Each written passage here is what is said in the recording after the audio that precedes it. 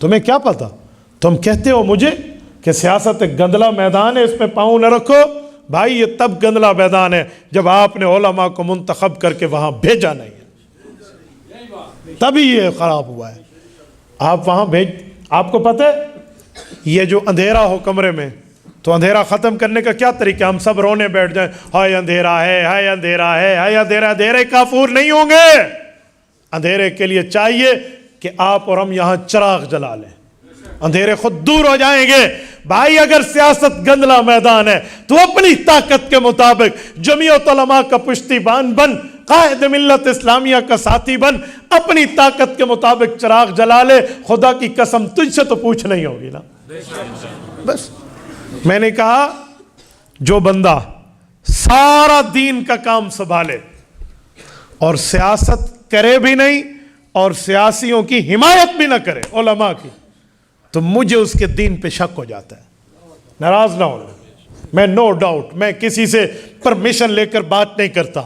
اگر وہ مولوی دین میں نبوت کا وارث ہے تو تبلیغ کو اچھا کہتا ہے، تدریس کو اچھا کہتا ہے، تصوف کو اچھا کہتا ہے، تعلیم کو اچھا کہتا ہے، امامت کو اچھا کہتا ہے، خطابت کو اچھا کہتا ہے، وہ سیاست کرتا کیوں نہیں ہے یا کرنے والوں کی حمایت کیوں نہیں کرتا؟ یہ بھی تو پیغمبر کی وراثت ہے۔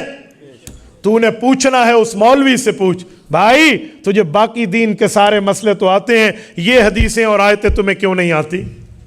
یہ تو کیوں نہیں سناتا؟ تو اس سے پوچھ، تو مجھ سے پوچھتے۔ امیر عظیمت شہید رحمہ اللہ فرماتے تھے سبھی ہی مجھ سے کہتے ہیں کہ رکھ نیچی نگاہ اپنی، کوئی ان سے نہیں کہتا نہ نکلو یوں آیا ہو کر، سب کو میں ہی ملا ہوں بھائی۔ اور سنو، اگر عالم دین میں یہ اہمیت و اہلیت ہے کہ وہ سیاسی میدان میں کام کر سکتا ہے تو پھر اسے امیدوار کے طور پہ پیش کرنا چاہیے۔ سورت نمبر 12 سورت یوسف، حضرت یوسف فرماتے ہیں اجعلنی علی خزائن الارض، یہ نبی خود کو بطور امیدوار پیش کر رہا ہے، ایز اے کینڈیڈیٹ پیش کر رہا ہے۔ آپ توڑیے میری اس دلیل کو، دلیل کی دنیا میں خدا کی قسم میں آپ کے ہاتھ چوم لوں گا، لیکن جب بات نصوص قطعیہ سے ثابت ہے، قطعی الثبوت اور قطعی الدلالہ ثابت ہے، تو پھر اس پر اعتراض کیسا؟ میں کہہ رہا تھا ختم نبوت پہ حفاظت جن سیاسی علماء نے کی ہے ایسی کسی نے نہیں کی۔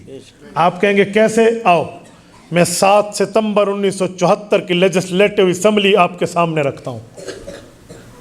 22 جولائی 1974 کو ایک ریل گاڑی چناب نگر سے گزر رہی ہے، قادیانیوں سے مٹھ بھیڑ ہو جاتی ہے، مسلمان طالب علم زخمی ہو جاتے ہیں، تحریک اٹھتی ہے۔ سید زادہ محدث جلیل سید یوسف بن نوری رحمہ اللہ پاکستان کی گلیوں میں اس جماعت کو لیڈ کرتے ہیں، اور اسمبلی کے اندر مفکر اسلام مولانا مفتی محمود بریلوی دیوبندی اہل حدیث تمام مکاتب فکر کی نمائندگی کر کے اس مسئلے کو لیڈ کرتے ہیں۔ وہاں اندر اس کا کام، باہر ان کا کام۔ اس وقت کی حکومت پیپلز پارٹی کی، جناب ذوالفقار علی بھٹو، میں رکھوں گا سیاسی اختلاف لیکن اس مسئلے پر میں اسے بھی خراج عقیدت پیش کرتا ہوں۔ باقی اختلافات اپنی جگہ، پیپلز پارٹی کی پالیسیز اپنی جگہ، لیکن میں ختم نبوت پر بات کر رہا ہوں۔ اس بندے نے دل و جان سے ختم نبوت کے لیے کام کیا۔ انہوں نے مل کر ان سب نے 6 قراردادیں آئی تھی، 6 کو وڈرا کرا کے 1 قرارداد اپوزیشن اور حکومت کی متفقن علیہ دی ہے۔ کتنی بڑی بات تھی یار۔ حالانکہ اس وقت کے بڑے بڑے جرنیل قادیانی تھے، امریکہ کا دباؤ تھا، UN کا دباؤ تھا، کیا کیا تھا، لیکن اس شخص نے کوئی درخو اعتنا نہیں لیا۔ اور مفتی محمود رحمۃ اللہ علیہ نے فرمایا کہ اگر ہم اسمبلی میں بیٹھ کے کہہ دیں Qadiani out of the boundary of Islam, فائدہ نہیں ہوگا۔ آپ قادیانیوں کو طلب کرو، ادھر بلاؤ، بٹھاؤ، کہ جی MNA نہیں ہے، کہ صدارتی آرڈیننس لاؤ۔ غیر MNA منتخب شدہ بھی ایک کمیٹی کے تحت آ سکتا ہے اگر آرڈیننس آ جائے، کسی وجہ سے آرڈیننس لایا گیا، ان کو بلایا گیا۔ قادیانیوں کے 2 فرقے بڑے مشہور ہیں، قادیانی اور لاہوری۔ ڈاکٹر عبدالکریم لاہوری فرقے کا نمائندہ، مرزا ناصر قادیانی فرقے کا نمائندہ۔ 13 دن بلایا گیا، 13 دن بحث ہوئی۔ اس نے اپنے کفر کو اسلام ثابت کرنے میں ناکامی اختیار کی، اور ادھر مولانا مفتی محمود، پورے باقی حضرات اور مولانا غلام غوث ہزاروی رحمہ اللہ اور بڑے بڑے جتنے حضرات تھے، اللہ ان کی قبور پہ رحمتیں برکتیں فرمائے، انہوں نے ڈٹ کر مقابلہ کیا. اور وہاں اسمبلی میں مسلمانوں میں خلاصے کے طور پہ کہوں کہ کفر ہار گیا اور اسلام جیت گیا.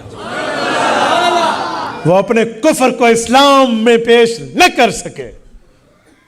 جب جیتا اور قانون بنا، اور قانون میں قادیانیت کو کافر اقلیت لکھ دیا گیا، تو جب قادیانی وہاں سے نکلے تو انہوں نے کہا اب کیا کریں.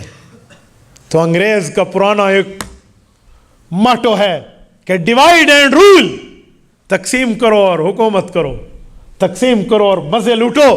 تو قادیانیوں نے کہا ڈیوائیڈ، انہیں بھی تقسیم کرو. کہا کیا؟ انہوں نے ایک نیریٹو بنایا، ایک بیانیہ بنایا. تبلیغ کا عالم بہت اچھا ہے ماشاءاللہ، دین کا کام کرتا ہے. مسجد میں بیٹھا ہوا امام، واہ واہ 5 وقت کا ہمارا امام ہے یار. خطیب ممبر پہ واہ واہ ہمیں مسئلے سناتے، کیا بات ہے یار. شیخ طریقت اللہ اللہ کرتے، ذکر کرتے، لوگوں کے دلوں کو اے دین سکھا رہے بھائی. اچھا ماشاءاللہ یہ قرآن پڑھاتے ہیں، ہاں یار حضور پاک کے وارث ہیں. یہ حدیث پڑھاتے ہیں مدرسے میں، واہ واہ اچھے علماء ہیں. یہ سیاسی عالم ہے، اس کو نہ مانو، اس کو نہ مانو. یہ قادیانیوں نے نیریٹو بنایا. کیوں؟ انہیں پتا تھا کہ ہمیں جو چوٹ سیاسی عالم نے اسمبلی میں بیٹھ کے ماری ہے نا، وہ چوٹ ہمیں باقی علماء کی طرف سے نہیں لگی. اور میرا سادہ مسلمان جس کے دل میں دین کا درد ہے، دین کا علم نہیں ہے، وہ اس پٹی پہ چڑھ گیا. اجی بات تو ٹھیک ہے، خانقاہ میں اللہ اللہ کر لیتے، مدرسے میں قال رسول اللہ سن لیتے، مسجد میں قال اللہ سن لیتے، ممبر اور امامت پہ واہ واہ جی، تبلیغ میں جا کے اللہ اللہ. یہ کیا سیاسی علماء ہے؟ اے خدا کے بندے، اگر تیرے پاس دین کا علم ہوتا تو سمجھتا جیسے باقی شعبے نبی کی وراثت ہیں تو یہ بھی نبی کی وراثت کا ایک اعلیٰ شعبہ ہے.